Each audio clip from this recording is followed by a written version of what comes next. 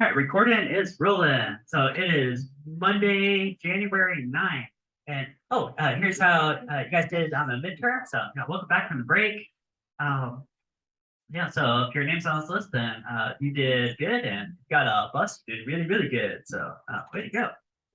All right. If you missed the midterm or any of your midterms, then those are after school in the media center this week. So Monday through Thursday, after school media center. I know I had a few students miss the midterm, so I packaged everything up and put it in an envelope and sent it to them. And so it should be they're ready for you guys, right? So if you missed any of those, okay. Tomorrow is going to be a weird day if you were a 10th grader. I think there might be a couple of 10th graders in here. So everybody 9th and 10th grade tomorrow is testing, and there's all like whole relocation schedule and the whole deal.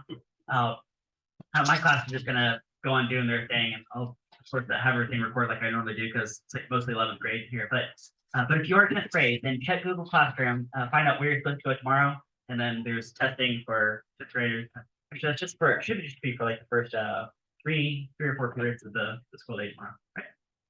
So any questions so far? Hit that. So we are moving on to harmonic motion and waves. We're going to kickstart this with a pendulum lab. Okay? So you guys have some materials on your desk. You guys got a reed stand, some strings, some weights, some measuring tools, got protractor, meter stick. Okay? And we're going to figure out what is, say, an equation that could govern the motion of a pendulum. Okay? So pull the bob back, let it go. It's going to swing back and forth. Okay? Now, one of these simplifying assumptions, we're going to assume that all the mass is in the bob, the string has negligible mass. Pretty straightforward, right? Okay. And I can think of like 4 or 5 variables that we could possibly be working with. The one I didn't write down here was gravity field, but since we're all stuck in the same gravity field, we can't really treat that as a variable. So we're going to ignore that for now. Okay. But besides that, we've got these 4 variables. Okay. So the mass of the bob, assuming all the mass is here. Okay. The length of the string, maybe that matters. Maybe if you change out the mass, maybe that affects how much time it takes to swing back and forth. Maybe you change out the length of string, maybe it swings back and forth faster or slower. Ooh, how about the starting angle, theta, right, from the vertical? Okay, so I can measure from the vertical how many degrees is that. Okay. On my picture, it looks like it's like 34 degrees the way I've drawn it, 34 degrees. Right, let go. Hey, maybe if you change that angle 10, 20, 30 degrees, maybe it takes a different amount of time possibly to swing back and forth. Right?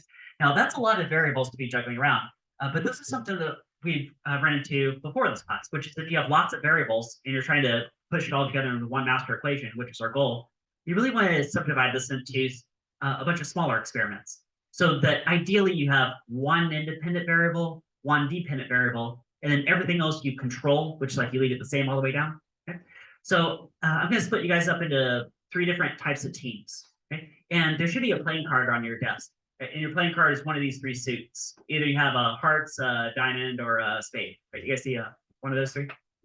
All right. Just to make sure that at least one of these is somewhere in this classroom. So if you have a heart card on your desk, I'm going to have you guys test what's the relationship between the time period and the mass of common theme here is everything's going to relate to time periods, just the way we're going to do this lab. Okay. Now, if you do that, let me get this phone call. Let me pause recording.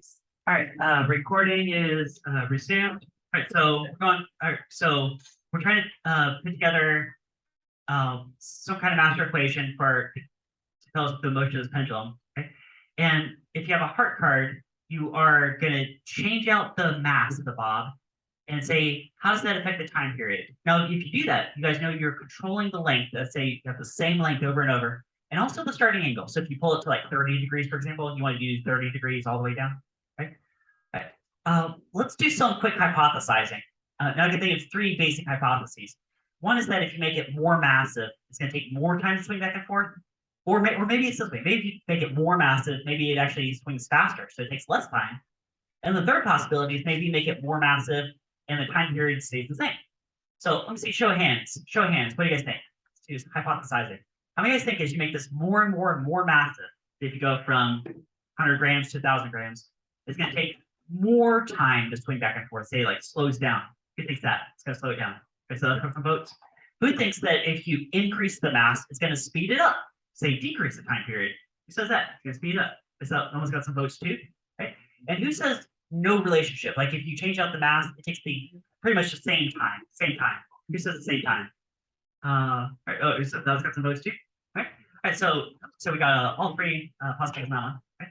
All right, now if you're not doing that one, you might be doing this one. If you have a diamond card on your desk, the diamonds, I'm gonna have you guys change out the starting angle. Now, of course, if you're changing that, you want to control the length, but also the mass. So using the same mass over and over and the same length over and over. You're just changing like 10 degrees, 20 degrees, 30 degrees. Okay. So, all right, so same three basic hypotheses. How many guys think is you make this angle bigger from the vertical? So here's 0 degrees, 10, 20, 30.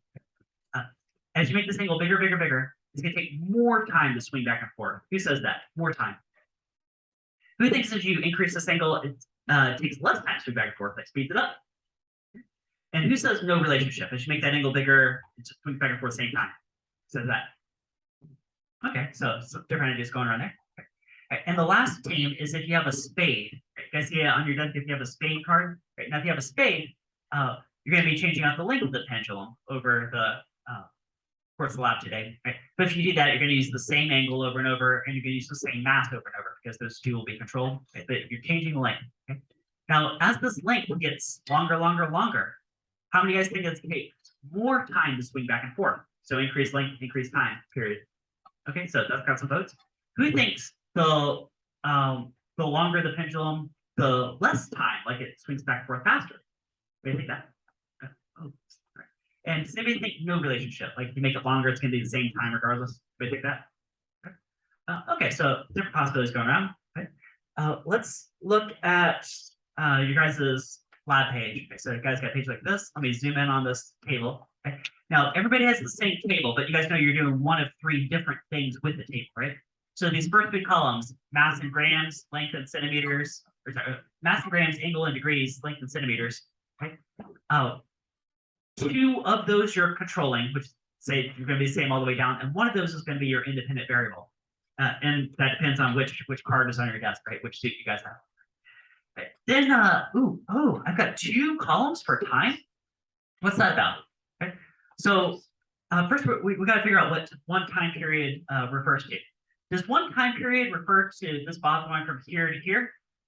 Or is it from here all the way over and back? What do you guys think? What do you guys think is the second one?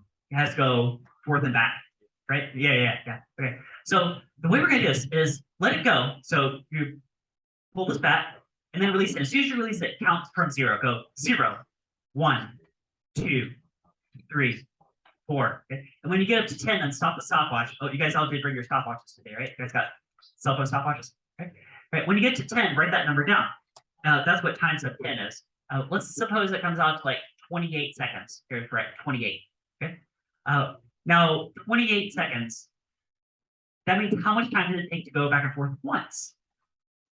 Like 2.8 seconds, right? Wouldn't that be just divide by 10, right?